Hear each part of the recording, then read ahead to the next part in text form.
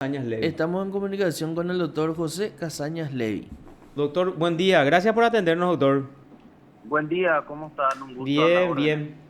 Doctor, queremos consultarte. A ver, en realidad voy a aprovechar y voy a consultarte dos temas. Desde el punto de vista, digamos, jurídico, este caso que se plantea y que motiva discusión, idas y venidas en las redes sociales, este tema del pastor Abreu, ¿cómo vos lo ves desde el punto de vista jurídico?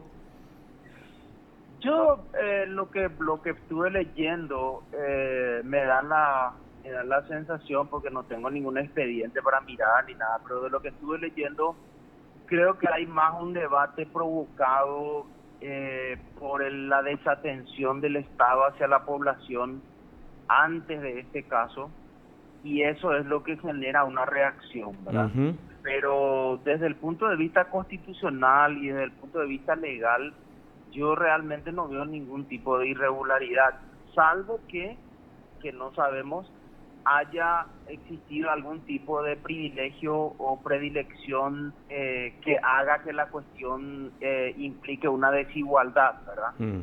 Pero si la ley establece sin ningún tipo de requisito que cualquier persona, que sería lo lógico, porque el derecho al acceso a la salud es universal, es un derecho humano y además es un derecho de cualquier ciudadano, independientemente de su condición, ¿verdad?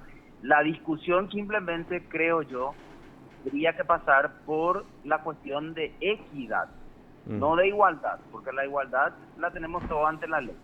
Simplemente si el Estado se comporta de la misma manera con otras personas en la misma situación. Es con el Estado el tema, no con el paciente. Claro, o sea, tendría que darse esa equidad y acá lo que se debate es que hay otras carpetas que hace rato están esperando una decisión o una determinación de parte del Ministerio de Salud o una aprobación para que pueda costear los gastos de estas personas que en su momento también presentaron sus respectivas carpetas, ¿verdad? Hola, doctor.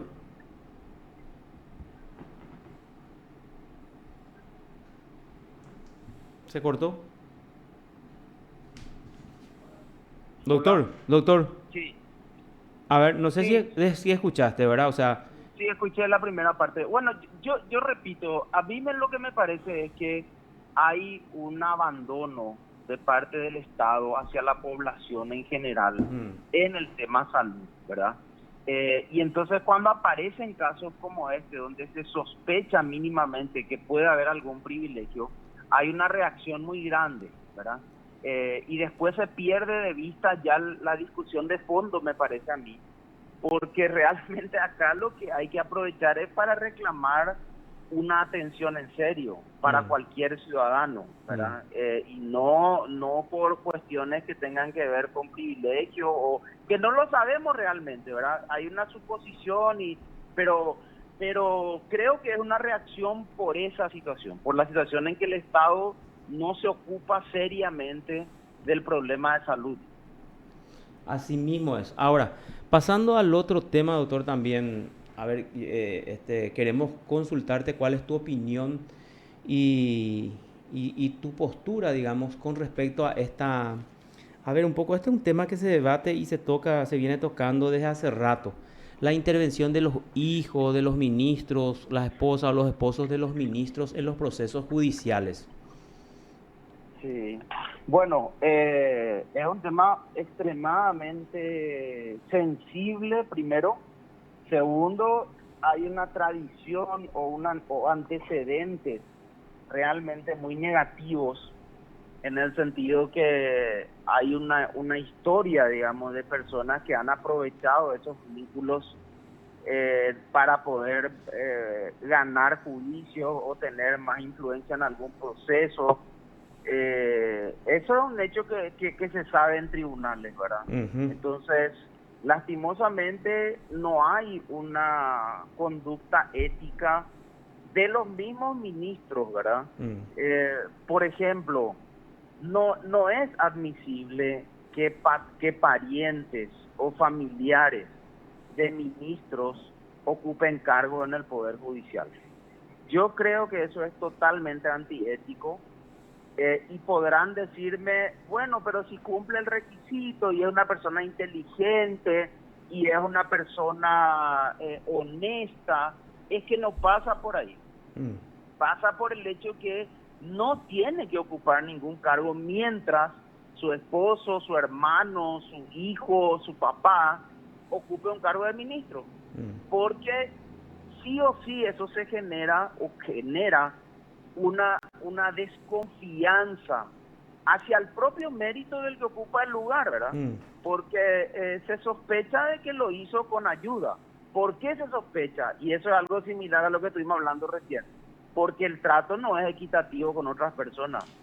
Entonces, no corresponde. Yo creo que es totalmente antiético que algún familiar ocupe un cargo mientras el otro sea ministro. Porque es la máxima instancia y es quien tiene el máximo poder en el Poder Judicial. Claro, y corresponde que el familiar ejerza o intervenga directamente en los procesos, ya sea penales, civiles, de la niñez o de otro fuero, doctor. Y siempre va a ser una cuestión, digamos, que genere suspicacia cada vez que gane algún incidente o cada vez que gane algún juicio. Tampoco es algo tan sencillo, creo yo, porque finalmente se puede estar afectando el derecho a ejercer la profesión. Digamos que eso también es algo que hay que considerar. Lo que sí es bastante delicado es que ese juez o ese fiscal que tenga alguna cercanía o algún trato frecuente con el ministro o tenga algún tipo de concurso en el cual va a intervenir algún ministro, tiene que apartarse. Entonces, reconozco que no es un tema sencillo, como te digo, porque me parece que hay dos intereses enfrentados, ¿verdad? El interés del particular que tiene derecho a ejercer la profesión y el interés general de proteger la integridad del funcionamiento de la justicia. ¿Y cuál harías prevalecer vos? Depende del caso. Sí. Si en el caso hay algún tipo de situación en la cual el magistrado que entiende en el caso, el fiscal que entiende en el caso, tiene cercanía con el ministro, yo creo que independientemente que tenga o no tenga cercanía con el litigante, tiene que apartarse. Y además de eso, lo que me parece más difícil todavía es que si el caso llega a la corte, ¿sí? en la hipótesis de que llegue a la corte, ahí sí es muy complicado porque aunque se inhiba directamente el pariente afectado que puede ser ministro, igual los que integran tienen un trato frecuente con ese ministro. Entonces, ahí sí, a nivel de corte me parece a mí muy difícil que no haya algún tipo de influencia. Claro, y desde el punto, concretamente con respecto a esa intervención en los procesos, desde el punto de vista ético, ¿eso corresponde o no corresponde? Hola, doctor. Doctor. Ahí se cortó. ¿Cómo? No se puede hacer una entrevista en estas condiciones. Justo cuando... La pregunta del millón. No es eso. O sea, no... Es que no... Hola. Doctor, Hola. disculpanos porque parece Sí. acá el director de la radio no pagó se corta. O sea, te estaba planteando desde el punto de vista ético, por ejemplo. Sí. ¿Qué vos opinás analizando la ética que debe imperar? Porque hay un código de ética incluso en el Poder Judicial y que Sí, rige para claro. todo, incluso para los ministros de la Corte, ¿verdad?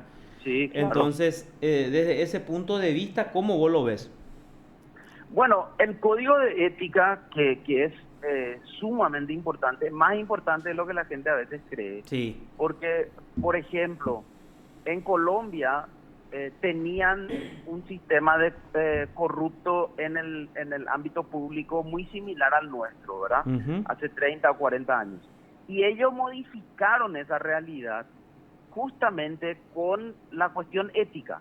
O sea, le pusieron énfasis al control ético, al manejo de la cosa pública, a los códigos de ética, a los tribunales de ética, y apuntaron ahí y lograron modificar gran parte de esa percepción. Entonces, más allá de que nosotros de repente veamos como algo lejano, como algo etéreo, es súper importante. Y lastimosamente, en el caso de la Corte y en el caso del Ministerio Público, que es lo que nos interesa, o la defensa pública, en algún momento se tiene que tomar la decisión de que esos tribunales estén fuera del sistema. No pueden estar dentro del sistema, ni siquiera físicamente, ¿verdad? Porque si no, es muy complicado que haya un sumario ético a un miembro de la Corte. Es muy difícil, porque está en ese mismo edificio, porque tiene trato todo el tiempo. Es decir, es importante sacar de esos lugares tanto los órganos de control como los tribunales éticos. Cuando eso se logre, yo creo que muchísimas cosas se van a ir corrigiendo en cuanto a ese tipo de conducta, ¿verdad? Ujú. ¿Y este chocaría con la ética, esta práctica, doctor? Vos decís que intervengan juicios. Exacto, que los hijos intervengan en los juicios.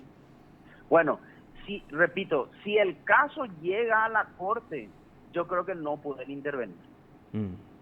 Ahí sí entiendo yo que no puede intervenir independientemente de que el ministro se inhiba, ¿verdad? ¿Por qué? Porque ese ministro tiene un trato frecuente con los demás miembros, ¿verdad?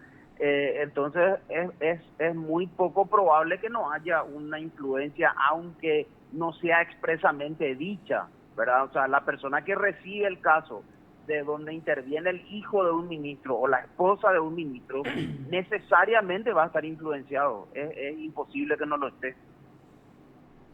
Marco, ¿alguna pregunta para el doctor? No. Doctor, muchísimas gracias por tu tiempo y que tengas un excelente fin de semana. A las órdenes. Un gusto hablar contigo, doctor. Gracias. Te informó PDS Radio TV Digital.